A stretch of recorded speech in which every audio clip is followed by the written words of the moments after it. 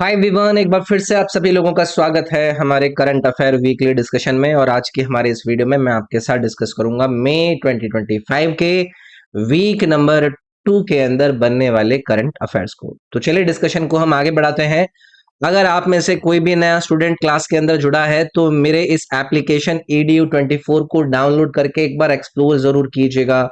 आपके किसी भी वनडे एग्जाम की पूरी तैयारी इस आपके एप्लीकेशन पर कराई जाती है। खुद से इसको एक बार एक्सप्लोर जरूर करिएगा। एसएससी के एग्जाम्स में पूछे गए जितने भी जीके जीएस के क्वेश्चंस का कलेक्शन है वो आपको इस कोर्स में नजर आ जाएगा। इंग्लिश का कोर्स के क्वेश्चंस का कलेक्शन इसमें नजर आ जाएगा। कंप्लीट अगर आपको इंग्लिश करनी है, मैथ करनी है, रीजनिंग करनी है या फिर जीके जीएस करनी है तो ये चार कोर्सेज मेरे ऐप और मेरी वेबसाइट पर अवेलेबल है। एक बार इनको भी ट्राई करके आप अपने सिलेबस को पूरा कर सकते हैं। इसमें डेली बेसिस पर मैं वीडियोस आप लोगों के लिए अपडेट करके डालता रहता हूँ। बाकी हर एसएससी एग्जाम की तैयारी को लेकर टेस्ट सीरीज, रेलवे एग्जाम की टेस्ट सीरीज और बाकी के अन्य जो कोर्सेज हैं वो मेरे इस एप्लीकेशन पर आपको नजर आते हैं। तो चलिए फिर आज के हम डिस्कशन को स्टार्ट करेंगे। पहला सवाल, मानव विकास सूचकांक यानी कि ह्यूमन डेवलपमेंट इंडेक्स 2025 में भारत का स्थान क्या है? तो हमारी इस वीडियो में पहला ही सवाल आप लोगों के लिए मोस्ट इंपॉर्टेंट कैटेगरी के अंदर आएगा। इंडिया की रैंकिंग आप लोगों को पता होने से पहले ये पता होना चाहिए कि इस ह्यूमन डेवलपमेंट इंडेक्स की 2025 की जो रिपोर्ट है इसको किसके द्वारा जारी करा गया? तो यूएनडीपी, यूनाइटेड नेशंस के डेवलपमेंट प्रोग्राम के द्वारा ये इंडेक्स जारी करी जाती है जिसमें 193 कंट्रीज में से हमारे देश की रैंकिंग आई है 130th। तो इसमें ये जो बी वाला ऑप्शन है ये आपका करेक्ट रहेगा। तो ये जो रिपोर्ट है ना, ह्यूमन डेवलपमेंट इंडेक्स, इसके अंदर कई सारी इंपॉर्टेंट चीजों को क्या किया जाता है, कंसिडर किया जाता है। जैसे कि हेल्थ के ऊपर इसमें डिस्कशन होता है, एजुकेशन और ऐसे कई सारे फैक्टर है जिनको कंसिडर करके इस डेवलपमेंट इंडेक्स को लाया जाता है कि इनकम क्या है, एजुकेशन कैसी है, हेल्थ कैसी है। तो यहां पर हमारे देश की रैंकिंग आपको 130वीं इसमें याद रखनी है। चलिए आगे बढ़ेंगे। अगला सवाल है, आईएनएस तमाल किस श्रेणी के फ्रिगेट से संबंधित है? नाम याद रखिएगा, आईएनएस तमाल। अब आप लोगों को पता है कि पालगाम के अंदर टेररिस्ट अटैक होने के बाद हमारे देश की जो नेवी है वो अपनी मैरिटाइम स्ट्रेंथ को एनहेंस कर रही है, उसके ऊपर जोर दे रही है। तो उन्होंने इस आईएनएस तमाल को क्या किया है, अपनी फ्रिगेट के अंदर इंजेक्ट किया है, इसको ऐड किया है। तो ये एक स्टील्थ गाइडेड मिसाइल प्रणाली है जिसको हमारे मॉडर्न वेयरफेयर के जो नेवल एरिया के डिजाइन होते हैं उसमें इंक्लूड करा गया है। तो ये इंडिया और रशिया का एक ज्वाइंट डील हुआ था, उससे इसको ऐड किया गया है। तो ये किस श्रेणी का है? त्रिवक थर्ड श्रेणी का ये एक स्टील्थ गाइडेड मिसाइल फ्रिगेट है। तो याद रखिएगा, लगभग $2.5 मिलियन की ये इंडिया रशिया के बीच की डील के बाद इस आईएनएस तमाल जो कि क्रिवक थर्ड क्लास का एक मैरिटाइम इंडक्शन है, स्टील्थ गाइडेड मिसाइल है, इसको ऐड किया गया है। याद रखेंगे इसको। चलिए, इसके अलावा यहां पर ना मैं एक और सवाल आपसे पूछता हूं कि आप उसका नाम बताइए जो कि पहला वॉरशिप था इस क्लास का, क्योंकि ये तो थर्ड श्रेणी का है। इस श्रेणी का जो पहला वॉरशिप था उसका नाम था आईएनएस तुशील। ये भी हो सकता है कल से आपसे पूछ लें, तो ये फर्स्ट है इस श्रेणी का। चलो भाई आगे बढ़ता है। भीमगढ़ वन्यजीव अभयारण्य किस राज्य के अंदर लोकेटेड है? तो मैंने आपको हर क्लास के अंदर जो स्टैटिक आपके टॉपिक होते हैं अगर वो चर्चा में आते हैं तो उनको भी आपके साथ डिस्कस करता हूं। जहां पर मैंने बात करी है भीमगढ़ वाइल्ड लाइफ सेंचुरी की, तो हुआ क्या, जैसे कि पब्लिक वगैरह होती है ना तो वो क्या करती है, ट्रेस पासिंग करती हैं, यानी कि छुपकर निकलने का काम करती हैं। तो ये इकोलॉजिकल सेंसिटिव एरिया है भीमगढ़ वाइल्ड लाइफ सेंचुरी, जो कि आपको देखने के लिए मिलता है वेस्टर्न घाट्स जो कि पड़ते हैं आपके कर्नाटक राज्य में। तो उसको लेकर कंसर्न थे कि भाई इस प्रकार की ट्रेस पासिंग कहीं ना कहीं मेजर कंसर्न है। जितने भी आपके ऐसे संरक्षक करने वाले कंजर्वेशनिस्ट होते हैं उनको इसके ऊपर बहुत बड़ा इश्यू लग रहा है, तो उन्होंने इसके ऊपर जोर दिया। तो इसको वाइल्ड लाइफ सेंचुरी घोषित करा गया था 2011 में। ये वाली बात भी अगर आपको याद रह जाए। ठीक है, चलिए आगे बढ़ेंगे। IXPE, जिसको हम इमेजिंग एक्सरे पोलरिमेट्री एक्सप्लोरर के रूप में जानते हैं, किन दो अंतरिक्ष एजेंसियों का संयुक्त मिशन है? तो आपका ये चर्चा में पता है क्यों? क्योंकि इसने हाल ही में एक मिस्ट्री को सॉल्व किया है। किसके पीछे की मिस्ट्री? जो एक्स रे एमिशंस होते हैं ना, कहां पर? ब्लैक होल में। उसकी मिस्ट्री को इसने रिजोल्व किया है, इसलिए आपका चर्चा में था। तो ये ज्वाइंट मिशन है किस किस का? नासा का, यानी कि national aeronautics and space administration का, और साथ में है इटालियन स्पेस एजेंसी। तो इसको इन्होंने 2021 में लॉन्च किया था, कई सारी ऐसे मिस्ट्रीज को सॉल्व करने के लिए।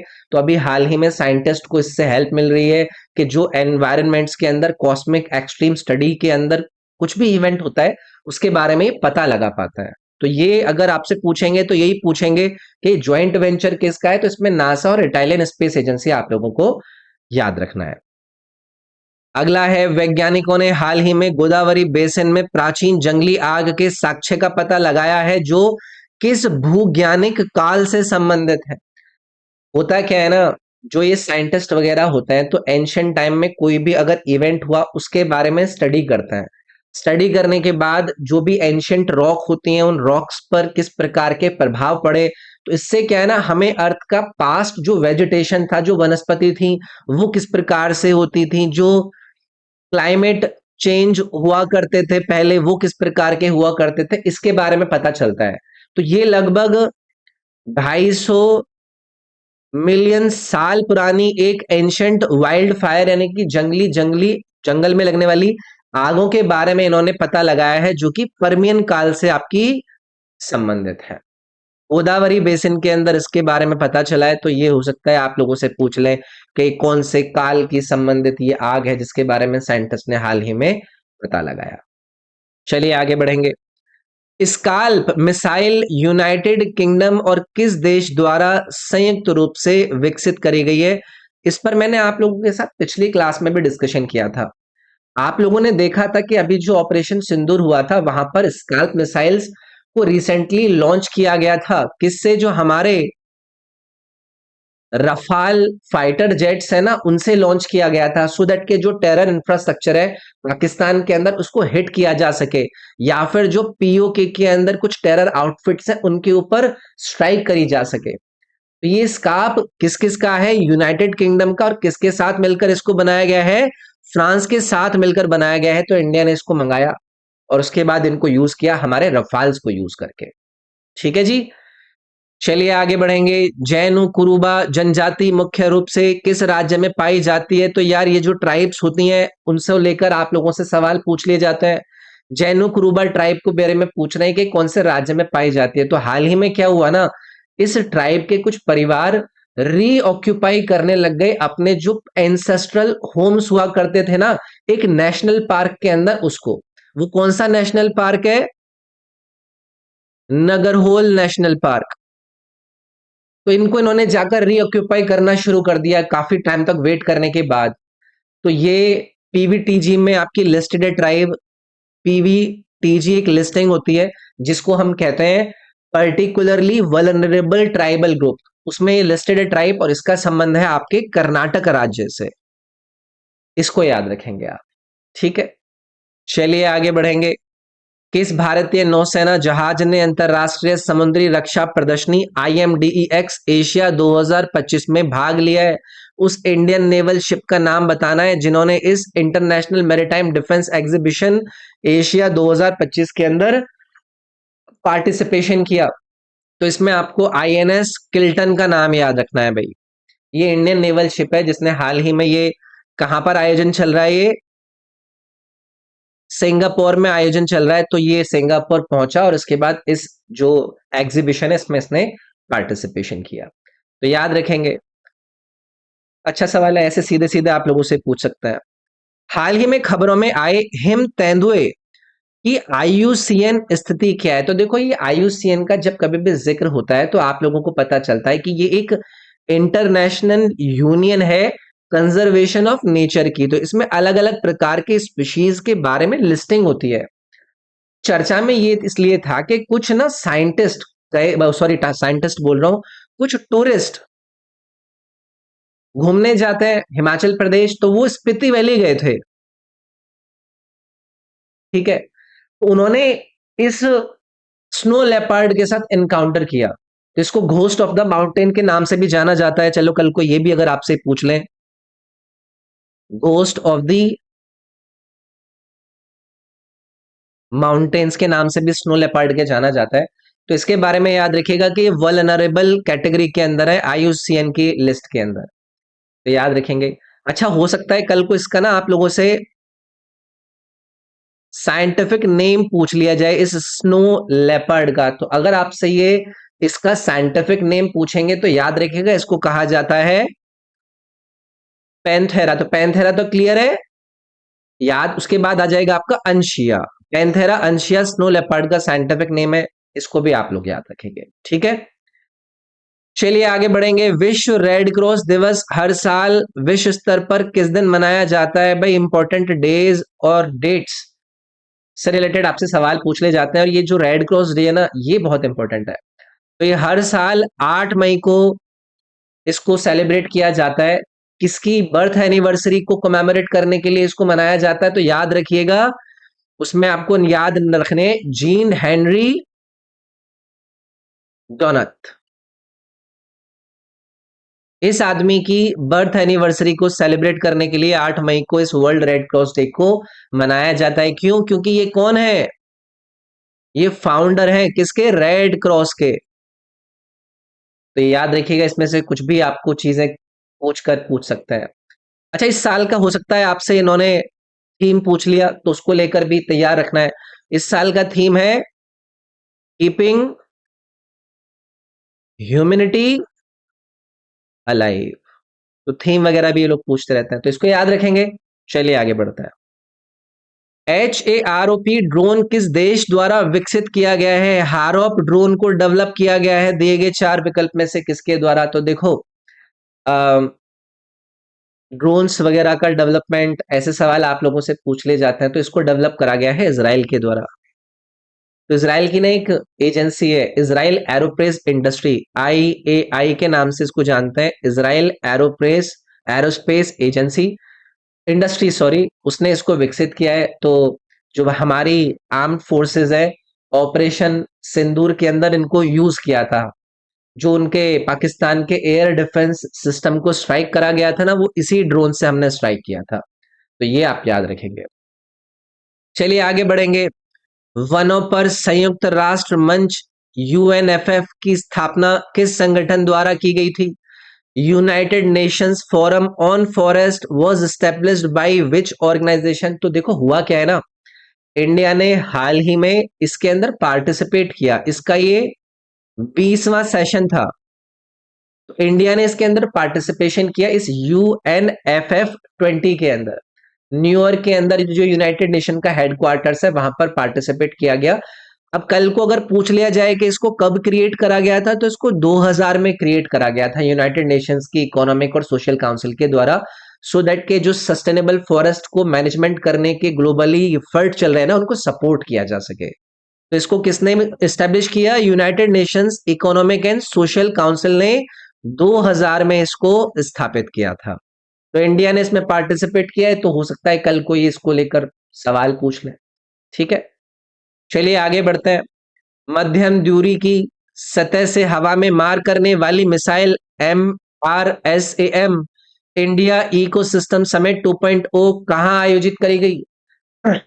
Medium range surface to air missile India ecosystem summit 2.0 का आयोजन कहां पर कराया गया? ये सवाल आपसे पूछा गया। तो सेंटर यानी कि जो हमारा केंद्र है ज्वाइंट वॉरफेयर स्टडीज को लेकर, और उसके साथ साथ इसमें ASI भी इन्वॉल्व है। ASI कौन है? जो एरोस्पेस सर्विसेज है हमारे देश की, एरोस्पेस सर्विसेज ऑफ इंडिया, इनके साथ मिलकर, और साथ में यहां पर एक और एजेंसी है जिसके बारे में अभी पीछे बात करी थी, IAI। ये कौन है? ये है इजराइल एरोस्पेस इंडस्ट्रीज। इनके साथ मिलकर इस समिट का आयोजन कराया गया नई दिल्ली के अंदर। ये आप लोगों को याद रखना है। तो इसमें यही है कि इंडिया की जो एयर और मिसाइल डिफेंस कैपेबिलिटीज हैं, आत्मनिर्भर भारत के अंदर और मेक इन इंडिया मिशन के तहत उनको क्या करा जा सके, उसको इंप्रूव करा जा सके। चलो भाई आगे बढ़ता है।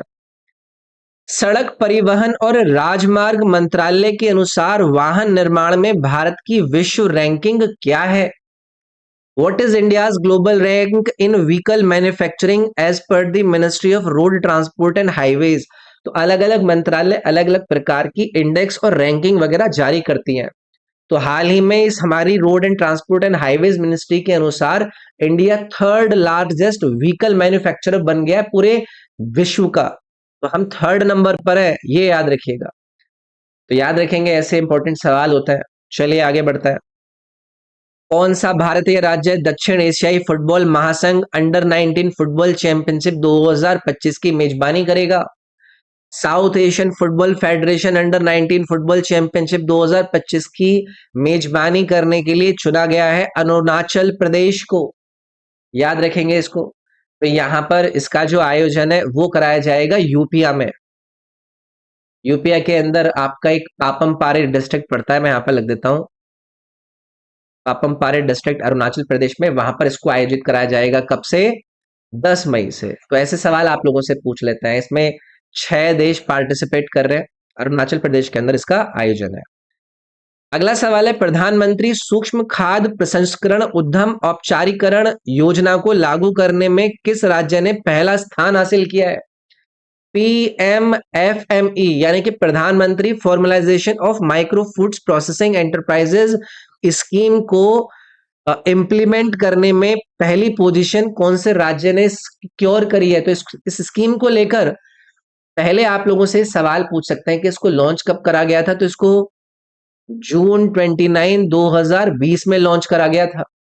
सेंट्रली स्पॉन्सर्ड स्कीम है जिसमें ministry of food processing industries शामिल है, और इसमें जो माइक्रो फूड प्रोसेसिंग एंटरप्राइजेस होते हैं ना, उनको टेक्नोलॉजी अपग्रेड करने में, उनको फॉर्मल रिकॉग्निशन देने में यहाँ पर मदद करी जाती है। तो यहाँ पर बिहार राज्य आपको याद रखना है जिसने पहली रैंक इसमें सिक्योर करी है। ठीक है, चलिए आगे बढ़ेंगे। ग्लोबल मीथेन ट्रैकर 2025 किस संगठन द्वारा शुरू किया गया है? The global methane tracker 2025 is released by which organisation? इसको इंपॉर्टेंट कैटेगरी के सवाल के अंदर आपको डालना है। तो इंटरनेशनल एनर्जी एजेंसी के अनुसार जो ग्लोबल मीथेन ट्रैकर है, एनर्जी सेक्टर इमिट करता है लगभग 145 मिलियन टन मीथेन 2024 में। तो ये डेटा भी आपसे पूछ सकता है। तो इसमें हमारी इंटरनेशनल एनर्जी एजेंसी है जिसके द्वारा ये जो ट्रैकर रिपोर्ट है वो जारी करी जाती है। तो 2024 के अंदर 145 मिलियन टन मीथेन को रिलीज करा गया है, याद रखेंगे। चलिए आगे बढ़ते हैं। हाल ही में 10वां अंतरराष्ट्रीय व्यापार मेला कहां आयोजित किया गया? Recently where was the 10th international trade fair organised? तो देखो ये 10th अंतरराष्ट्रीय व्यापार मेला है जिसको नेपाल के जो कॉमर्स मिनिस्टर है उनके द्वारा इनिग्रेट किया गया है। तो यहां पर आपको नेपाल याद रखना है। तो 5 डे का एक इवेंट है जिसमें Nepal, China, Ukraine, Bangladesh, Turkey, ऐसे कई सारे पार्टिसिपेंट इनके पवेलियन के अंदर आकर पार्टिसिपेट करेंगे। ठीक है, चलिए आगे बढ़ते हैं। सोंगर ड्रोन किस देश द्वारा विकसित सशस्त्र मानव रहित हवाई प्रणाली है? कौन से drones? Songar drones armed unmanned aerial system को डेवलप करा गया है कौन से कंट्री के द्वारा? फिर आप लोगों को पता है पाकिस्तान ने लार्ज स्केल ड्रोन को हमारे देश के अंदर भेजने की कोशिश करी थी। तो तुर्की से नहीं आए थे ये वाले सोंगनार ड्रोन्स। 36 लोकेशन के अंदर इसने लेह से लेकर सर क्रीक पोजीशन तक इनको दागा था, लेकिन कुछ कर नहीं पाए थे। तो ये टर्किश डिफेंस कंपनी, एक कंपनी आपको देखने के लिए मिलती है, उसका नाम है असिस गार्ड, इसके द्वारा मैन्युफैक्चर करा गया है। तो टर्की का पहला इंडिजिनसली बिल्ड आर्म ड्रोन है जिसको मिलिट्री यूज के लिए इन्होंने डेवलप करा था। काम कर नहीं रहा होगा तो पाकिस्तान को भेज दिया, क्योंकि पाकिस्तान तो वैसे ही गधे वाली हरकतों में लगा हुआ है। चलो भाई, रूस में मॉस्को में 80वें विजय दिवस समारोह में भारत का प्रतिनिधित्व बताइए किसके द्वारा करा गया? Who represented India at the 80th victory day celebration in Moscow, Russia? तो यहां पर हमारे ministry of state, ministry of state किसके? मिनिस्ट्री ऑफ डिफेंस के भारतीय सरकार के संजय सेठ यहां पर पार्टिसिपेट करते हुए नजर आए। तो याद रखेंगे। इसके बाद प्रधानमंत्री मोदी को इनिशियली शेड्यूल किया गया था, लेकिन अटैक हो गया था हमारे देश के अंदर, तो उसकी वजह से वो जा नहीं पाए थे, फिर संजय सेठ को यहाँ पर भेजा गया था। चलिए भी आगे बढ़ते हैं। रायका जनजाति मुख्य रूप से किस राज्य में पाई जाती है? रायका ट्राइब, ट्राइब रिलेटेड सवाल आपके लोगों के एग्जाम्स में पूछे जाते हैं। इनको रायका ट्राइब और इनको एक और नाम से जाना जाता है, रबारीज के नाम से। ये भी आप याद रखिएगा। तो ये हमारी एक इंडिजिनस पैस्टोरलिस्टिक कम्युनिटी है जो कि semi arid regions of Rajasthan के अंदर आपको देखने के लिए मिलती है। याद रखेंगे इसको। चलो भाई, PL-15 जिसे थंडरबोल्ट 15 भी कहा जाता है, एक लंबी दूरी की दृश्य सीमा से परे हवा में मार करने वाली मिसाइल है, जिसे किस देश द्वारा विकसित किया गया है? मैं किसकी बात कर रहा हूं? PL-15, Thunderbolt 15। टेंशन बढ़ रही है इंडिया और पाकिस्तान के बीच में, तो एक fully intact Chinese made PL-15 का इस्तेमाल करा था। ये long range air to air missile है। तो इसको पंजाब के होशियारपुर से रिकवर करा गया था। तो चाइना की बनाई हुई है, चाइनीज माल गिरा दिया था भारत ने पाकिस्तान की तरफ से जो डाला गया था। क्षुद्र ग्रह 2024 YR4 की खोज के लिए किस दूरबीन का उपयोग किया गया था? एस्टेरॉइड 2024 YR4 को डिस्कवर करने के लिए चार विकल्प में से बताना है कि किस टेलीस्कोप का यूज किया गया। आप लोगों को याद रखना है, अप्रैल 2025 में नासा ने रिपोर्ट किया था इस एस्ट्रॉइड को, और इसके बारे में ये कहा था कि भैया इसके 3.8% चांस है कि किसको हिट करेगा? ये मून को हिट करेगा। कब हिट करेगा? 2032 के दिसंबर महीने में हिट करेगा। तो इसको लेकर जिस टेलीस्कोप का इस्तेमाल करा गया वो है एटलस टेलीस्कोप। ये बी वाला विकल्प आप लोगों को याद रखना है। ठीक है। तो ये कहां पर है, इसकी लोकेशन भी चलो अगर आपसे कल कोई पूछ ली, ये चिली के अंदर लोकेटेड है। याद रखेंगे। चलिए आगे बढ़ेंगे। संयुक्त राष्ट्र वैश्विक सड़क सुरक्षा सप्ताह किस संगठन द्वारा आयोजित एक द्विवार्षिक वैश्विक सड़क सुरक्षा अभियान है? UN global road safety week एक biennial global road safety campaign है, जिसको कौन सी संस्था ऑर्गेनाइज करती है? तो देखो भाई, 8th United Nations global safety week को ऑब्जर्व किया गया। इसको कब से कब तक ऑब्जर्व किया जाता है? 12 से 18 मई तक इसको ऑब्जर्व किया जाता है। इसका थीम भी चलो आप लोगों से पूछ सकते हैं। थीम याद रखिएगा, मेक वॉकिंग सेफ। मैं यहां पर लिख देता हूं, मेक वॉकिंग सेफ इसका थीम है। तो इसको लेकर आपसे सवाल पूछ सकते हैं। इसको WHO ऑर्गेनाइज करता है। इसमें डी ऑप्शन आप लोगों को याद रखना है। ठीक है। चलिए आगे बढ़ेंगे। बगलिहार जल विद्युत परियोजना बांध किस नदी पर बनाया गया है? Baglihar hydro electric power project dam को पूछ रहे हैं कि कौन सी नदी पर है। आप लोगों को अभी सुनने मिला होगा कि इंडिया ने इसके कई सारे जो गेट्स हैं उनको ओपन कर दिया था, इस हाइड्रो इलेक्ट्रिक पावर प्रोजेक्ट के डैम को।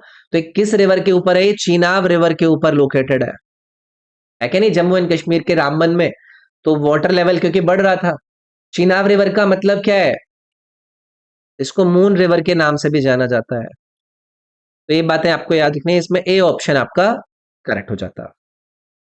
High mobility artillery rocket system HIMARS किस देश के द्वारा विकसित किया गया है? High mobility artillery rocket system हिम ARS को डेवलप करा गया कौन से कंट्री के द्वारा? तो ताइवान की मिलिट्री ने रिसेंटली ना कंडक्ट किया था अपने पहले live firing of American supplied high mobility. तो अमेरिका के द्वारा इसको सप्लाई करा गया था। तो ताइवान के अंदर इसका क्या हुआ? इसकी लाइव फायरिंग को कंडक्ट करा गया। तो ये high mobility artillery rocket system को यूनाइटेड स्टेट्स ने यहाँ पर डेवलप करा है। ये लाइट वेट है, mobile multiple rocket launching system के रूप में देखने के लिए मिलता है। तो ये यूएस के द्वारा डेवलप्ड है। अगला सवाल, भौरमदेव वन्यजीव अभ्यारण्य किस राज्य में स्थित है? भौरमदेव वाइल्ड लाइफ सेंचुरी। एक हाल ही में केस आया किस किस का? मैन एनिमल कन्फ्लिक्ट का। तो 4 लोग इंजर्ड हो गए, जिसमें किसने अटैक किया था? एक भालू ने, एक बियर ने अटैक किया था। ठीक है, तो इसकी वजह से ये चर्चा में था। तो यहाँ पर एक छत्तीसगढ़ के अंदर आपको देखने के लिए मिलता है। पहले भी इस पर चर्चा हुई है। क्या नाम है इसका? भौरमदेव वन्यजीव अभयारण्य। चलिए आगे बढ़ता है। किस देश ने महासागर और जलवायु पैटर्न पर बेहतर अध्ययन करने के लिए लिकॉम प्लस प्लस नामक एक उच्च रेजोल्यूशन महासागर सिमुलेशन प्रणाली को विकसित किया है? Which country has developed high resolution ocean simulation system called LICOMK plus plus to better study ocean and climate patterns? तो देखो, चाइना के रिसर्च ने हाल ही में इसको डेवलप करा है, सो दैट के ओशन और क्लाइमेट पैटर्न की स्टडी करी जा सके। इसका जो फुल फॉर्म है वो क्या है? Laboratory for atmospheric and oceanic modelling institute of atmospheric physics.